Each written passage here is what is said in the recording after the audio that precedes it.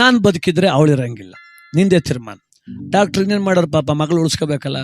ಒಳಗಡೆ ಹೋದ್ರು, ಒಂದು 30 ಮಾತ್ರೆ ಕವರ್ಗೆ ಹಾಕಿ ಬಂದು ಕೊಟ್ರು, ತಗೋ, ಇದು ವಿಷದ ಮಾತ್ರೆನೇ, ಅದು ಸ್ಲೋ ಪಾಯ್ಸನ್, ದಿವ್ಸಕ್ಕೆ ಒಂದೊಂದು ಮಾತ್ರೆ ಹಾಕ್ಬೇಕು ನಿಮ್ಮ ಅತ್ತೆಗೆ.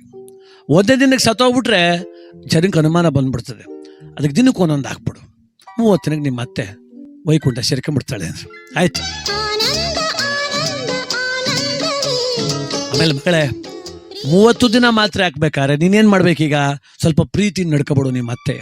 ನೀನೇ ನನ್ನ ತಾಯಿ ಅಂದ್ಬಿಡು, ನೀನೇ ನನ್ನ ಅಮ್ಮ ಅಂದ್ಬಿಡು, ಪ್ರೀತಿಯಿಂದ ಹೆಂಗೋ ನಡ್ಕೊಂಬಿಡು. 30 ಮಾತ್ರೆ ಮುಗಿಯೋತ್ಕೊಳ್ಳೋ, ಸತ್ತು ಹೋಗ್ತಾಳೆ, ಯಾರಿಗೂ ಒಂದು ಮನ ಬರೋದು. ಅಯ್ಯೋ ಅಪ್ಪ, ಅಯ್ಯೋ ಪಪ್ಪ ಅಂತ ಮುತ್ತಿಟ್ಟು ಅಪ್ಪನಿಗೆ ಹೊರಟ್ಲು.